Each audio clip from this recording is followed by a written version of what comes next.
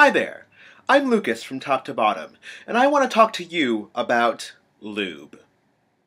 This might seem like the most basic sex lesson in the world for some of you. You're basic. But I've been seeing an alarming amount of misinformation about lubricant on the internet lately, and I think it is urgent that I set the record straight. There are 4 basic categories of popular substances that are being used for lubrication these days. 1. Water-based. The greatest thing about water-based lube is that it's compatible with all materials, so any toys, barriers, or body parts are all fair game. A water-based lube will dry up eventually, but different formulas evaporate at different rates. Finding one that lasts longer can be tricky, but here's a trick. If you keep a spray bottle near your bed, you can reactivate the water molecules and make your water-based lube last a lot longer. The downside to water-based lube is that it's the easiest to mess up. It's best to avoid more mainstream lubricants like Astroglide and KY because they will be the most chemical heavy. Basically, just never buy your lube at a drugstore. There is no excuse. There are plenty of other lubricants out there made of ingredients that are much better for your body. My personal favorite is Sliquid Satin.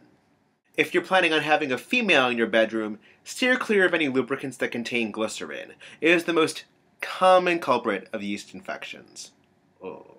2. Silicone.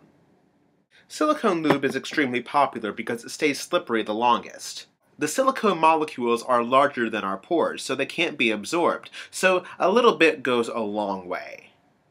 Cleanup is slightly more challenging because it requires soap and water to wash it off, but if you ask me, it is totally worth the extra effort. The major drawback to silicone lube is that it can't be used with a silicone toy. The lube contains an agent that keeps the silicone liquid, and when it meets a solid silicone, it tries to break it back down to its liquid form, leaving your toy a sad, melty mess. It's great for bodies and barriers, though, and any non-silicone toy. It's especially great for jacking off. Most silicone lubes are going to feel very similar, so brand name doesn't make a whole lot of difference. I've noticed a lot of gay men really like gun oil, which is definitely sufficient. However, if you want the real classy shit, I recommend any product by Pure. 3. Oil-based. Oil-based products make good for male masturbation because they stay slippery for extended periods of time. However, you don't ever want to use them for penetration purposes because your body doesn't shed it the way it sheds a water or silicone product. So, it kind of just hangs out there and collects bacteria.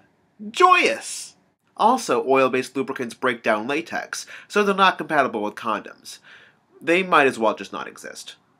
I've noticed lately that a lot of people consider Vaseline to be a sufficient lubricant.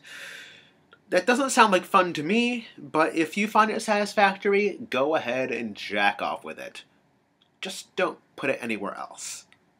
I've also met many people who like to use natural oils, like canola or grapeseed oil. Hey, if that works for you, I really can't stop you. But really, get over your granola-ass self and buy yourself a bottle of real lubricant. 4. Saliva.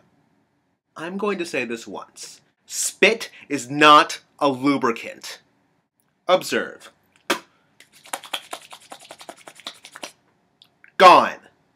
Spitting can be hot, and it can help reactivate water-based lube when it dries up, but it is not a functional lubricant on its own.